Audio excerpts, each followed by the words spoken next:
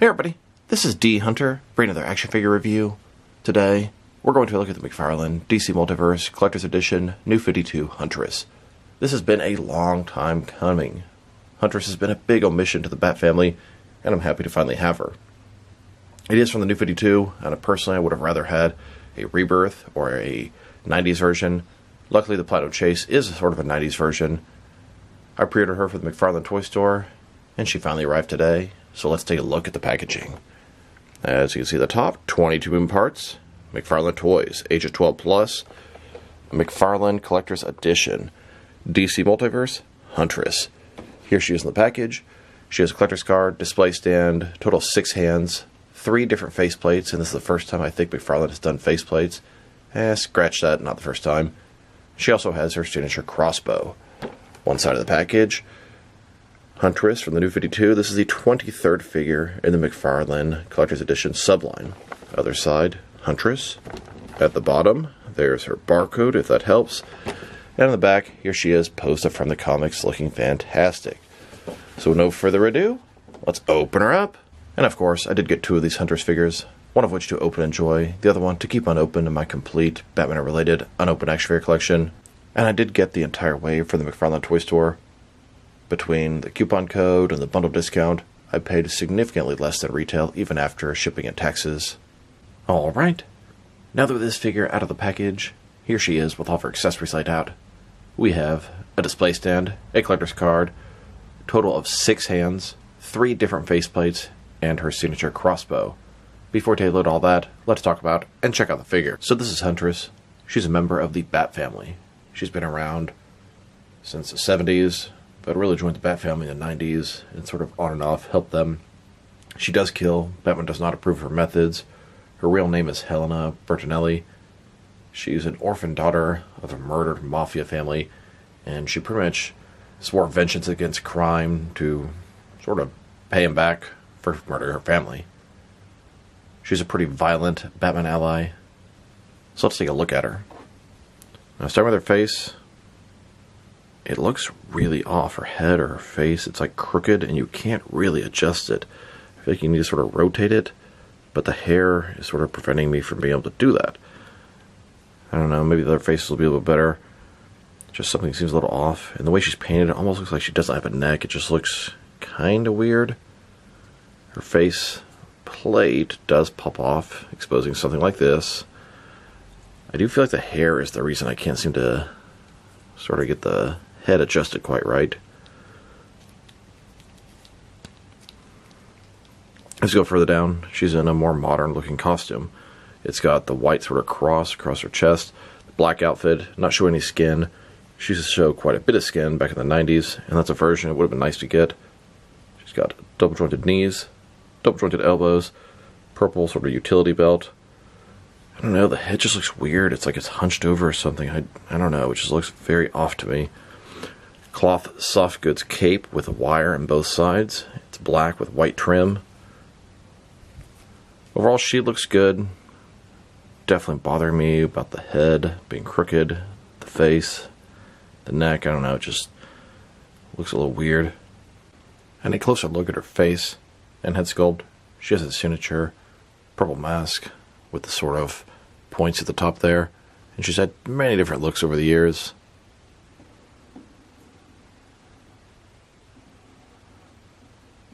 And then here's the figure, broken down as far as she can go, with all of her removable parts detached.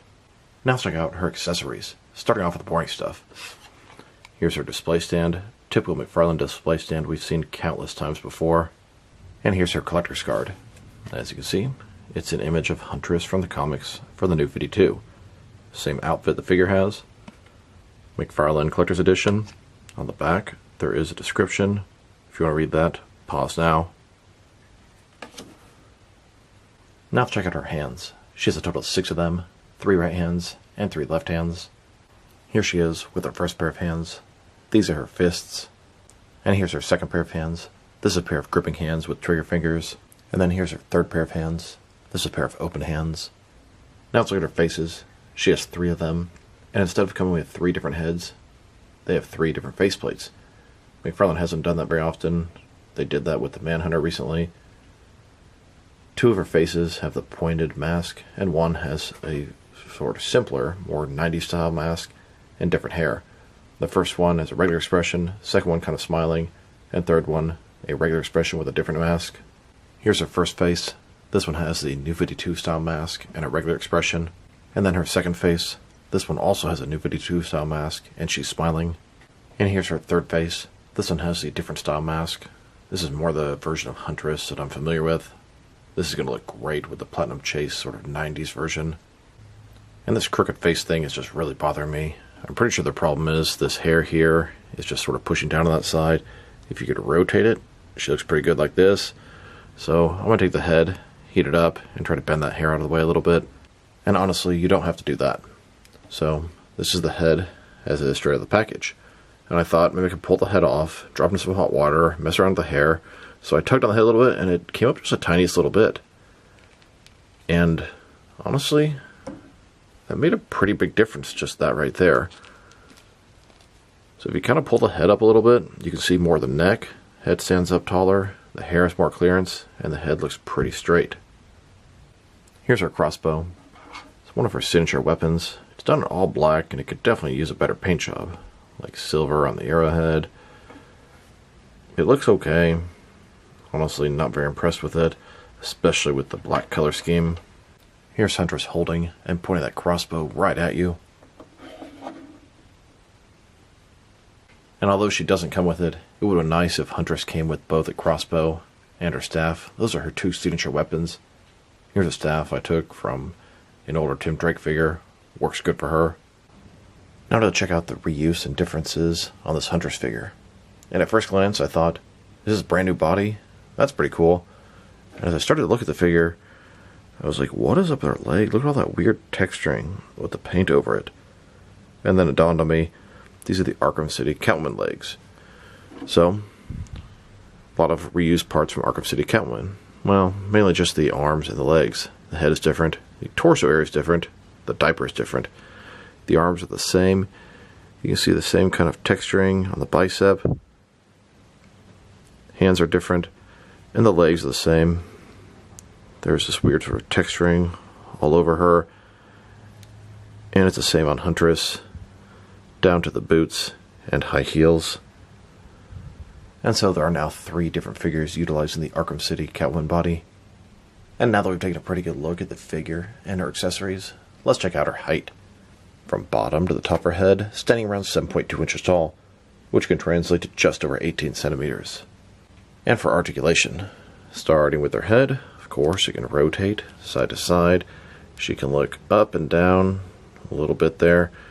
Can't really tilt her head from side to side as the hair is going to sort of obstruct a lot of that. Shoulders on a ball joint goes out a little bit less than 90 degrees. Up, down, around. She does have that butterfly ring between her shoulder and chest. Increasing range of motion, although mine's not budging very much. Bicep cut that barely moves either. Double jointed elbows. They go in about that far. Her wrist can rotate and it's hinged. Torso is a ball joint. Rotate around, forward and back. Another one, her waist. Rotate around, forward and back. Between the two, pretty good range of motion. But it does look bad when you don't have that white stripe lined up properly. Legs, complete as the splits. McFarlane style hip joints. Rotation is minimal. Legs go forward all the way. Back not much. Double jointed knees below that. And her ankles. Forward and back. Rotate. Tilt. Rock. And toe articulation. Here's a look at Huntress on a rooftop in Gotham City. She's protecting the city in her own way. And a little bit of a further back look, seeing more of what's going on in the building. Now let's check her out next to some of their action figures, starting off with some of their Huntress figures. Here she is, next to the DC Direct New 52 Huntress. This one has sort of an animated look to the face. McFarlane's looks quite a bit better if you ask me. Then, next to all of my DC Direct Huntress figures, I do feel like there's a DC Direct Silver Age Huntress out there. I need to get that one. Then, next to the Mattel DC Universe Classics Signature Collection Huntress, this is also a very nice figure. And now, with the Mafex Huntress. Next, with a couple of older Kenner Huntress figures. Here are absolutely all of my Huntress figures. I'd say the McFarlane one is probably my favorite one at this point, mainly because it's my favorite scale, 7-inch, and it goes along with the majority of my action figure collection. But the Mafex, the DC Universe Classics Mattel, and the DC Direct Birds of Prey box set are also very nice Huntress figures. I think the Platinum Chase of this Collector's Edition Huntress is probably going to be my favorite of all of them. Here she is, next to several different McFarlane DC Multiverse Batman figures. Huntress is kind of on the tall side of things, the figure.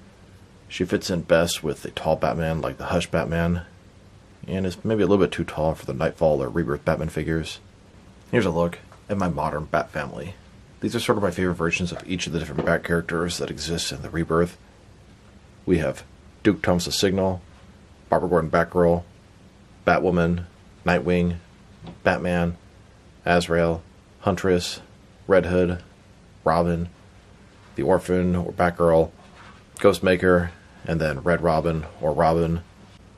I'd say the biggest missing characters we have from the modern Bat family would be Spoiler and Batwing.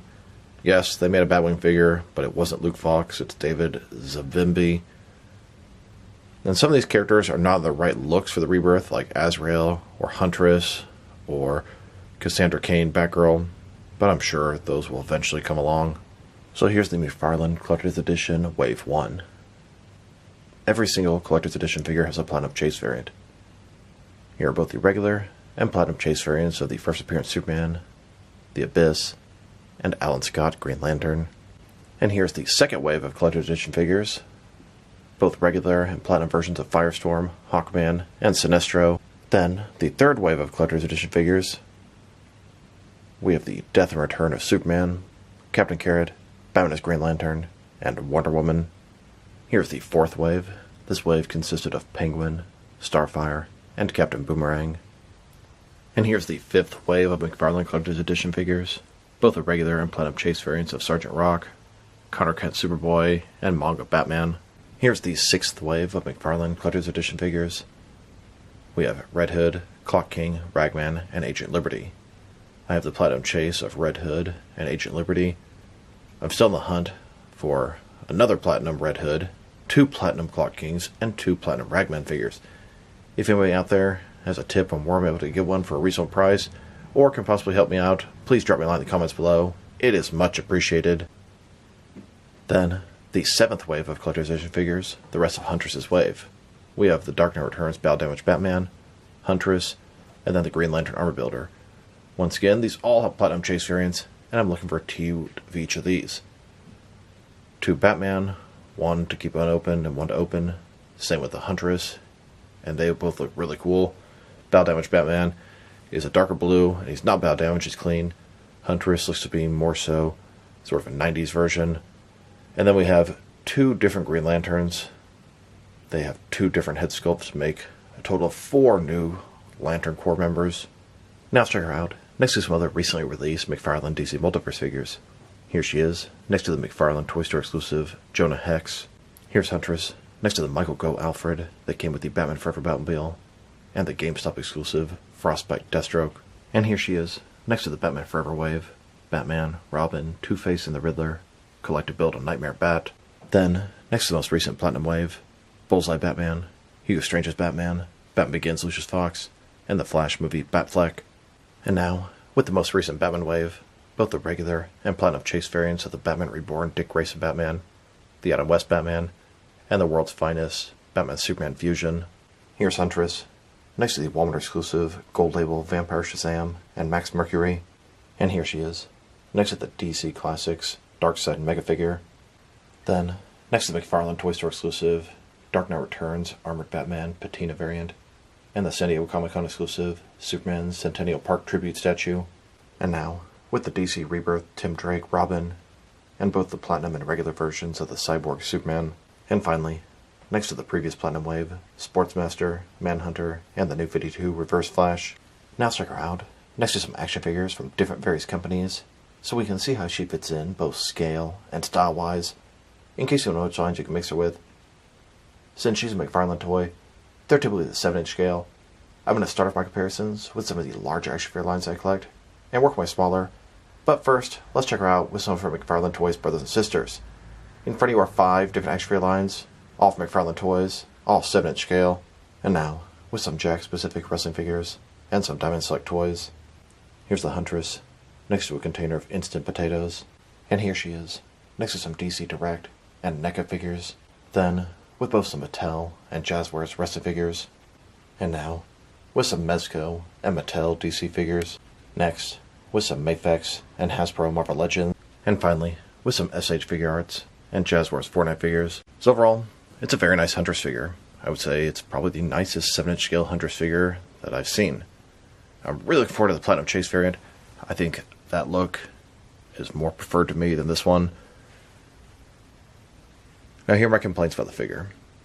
Her head, I hate that it's sort of crooked and the hair's pushing off, but if you raise it up just a tad, that problem goes away. I thought about heating up the hair, but it seems like it's already sort of starting to split away from the other piece, and I didn't want to pull that even further. And then the texturing for the Arkham City Catwoman. What the hell? I understand reuse, but my god, I guarantee if I go through all the McFarlane figures, I can find more appropriate legs that don't have that weird texturing. Maybe a Batgirl's legs. I'm sure if I look through all of them, I can find something a little bit more appropriate. Her accessories are pretty cool. I do wish that she came with a staff. Sculpture paint job, also pretty nice. That reuse on the legs just really bothers the hell out of me. It just is so inappropriate. I was just looking at like, why is this here? Then it finally dawned on me because they're lazy and they reuse the Arkham City Catwoman. And if you're going to reuse stuff, be lazy, that's fine. But there's better stuff you could choose from. Her articulation, it's also pretty nice. If I were to rate this figure, it's a tough one. I want to say 7. Probably going to say 6.5. I mean, I'm really happy to have her. She's nice. This is going to be the one that's going to go with my Rebirth Bat family, even though it's not a Rebirth Huntress. But I'm really looking forward to the Platinum one as well. That is a look that I like better than this one. I've never really liked the New 52 look, and it seems odd that they would start Huntress with that. Give us the 90s, give us Rebirth. I feel like 6.5 is maybe undershooting it, but that's where I'm going to land my rating for now. So this is D Hunter. Thank you guys for watching this video. If you liked the video, press like below. If you have anything you want to say about the video, add to the comment section. If you want to see additional action figure reviews from me, press subscribe. I do appreciate when you do that. Once again, this is D Hunter. Thank you guys for watching this video, and I'll talk to you real soon.